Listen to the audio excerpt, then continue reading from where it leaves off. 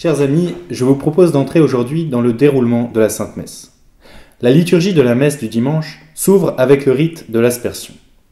Le prêtre, accompagné d'un servant, passe au milieu de l'assemblée et asperge les fidèles avec de l'eau bénite.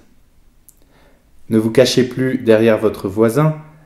Le rite de l'aspersion n'a pas pour but uniquement de réveiller les endormis, il veut surtout nous préparer à entrer avec fruit dans la liturgie de la messe.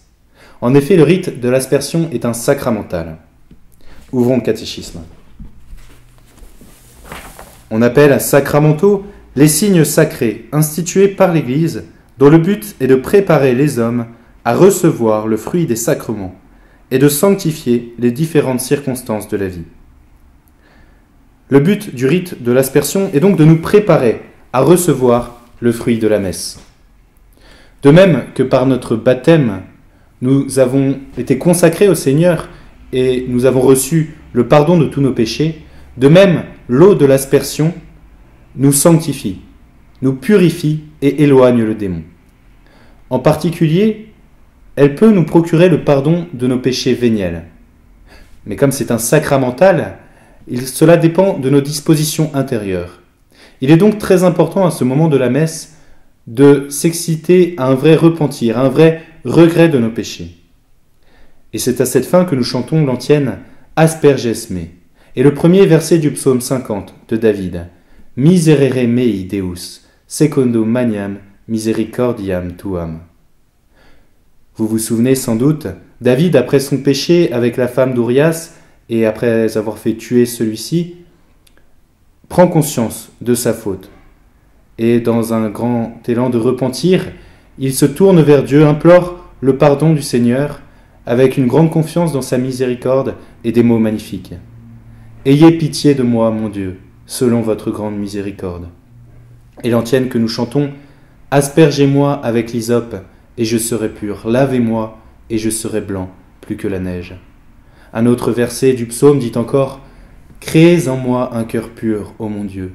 Renouvelez au-dedans de moi un esprit bien disposé. » Voilà la prière que nous pouvons avoir au cœur à ce moment de la messe. Voilà les sentiments intérieurs qu'il nous faut avoir. Et c'est aussi ce que nous disait le pape François en janvier en commentant les rites pénitentiels de la messe.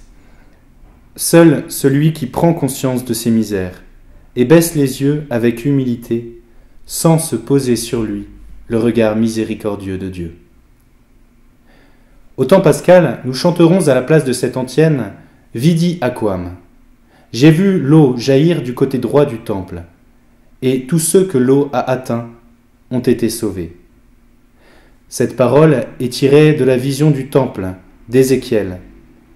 Le prophète voit de l'eau jaillir du côté droit du temple et assainir toute la terre, la rendre féconde. Évidemment, c'est une image du Christ crucifié, c'est une préfiguration de l'eau et du sang qui jaillissent du côté droit du Christ transpercé, l'eau de la miséricorde qui vient purifier nos vies, qui vient nous donner la vie surnaturelle. Je l'ai dit tout à l'heure, le rite de l'aspersion est un rappel de notre baptême. Par le baptême, nous avons été plongés dans la mort et la résurrection du Christ. Eh bien, c'est pour cette raison, précisément, que le rite de l'aspersion s'effectue uniquement le dimanche, puisque le dimanche, nous célébrons d'une manière toute spéciale le mystère pascal du Christ, et donc en particulier sa résurrection.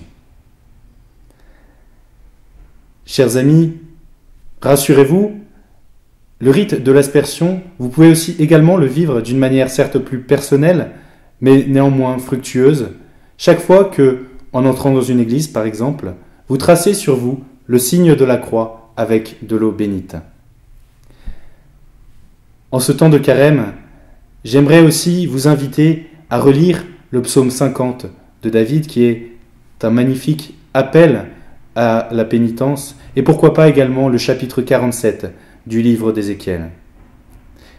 Enfin, je voudrais demander pour vous ce que demande le prêtre à la fin du rite de l'aspersion. Exaucez-nous, Seigneur, Père Saint, Dieu éternel et tout-puissant, et daignez envoyer du ciel votre saint ange, qu'il veille sur tous ceux qui se trouvent ici, qu'il les entoure et les protège, qu'il les garde et les défende, par le Christ notre Seigneur. Amen.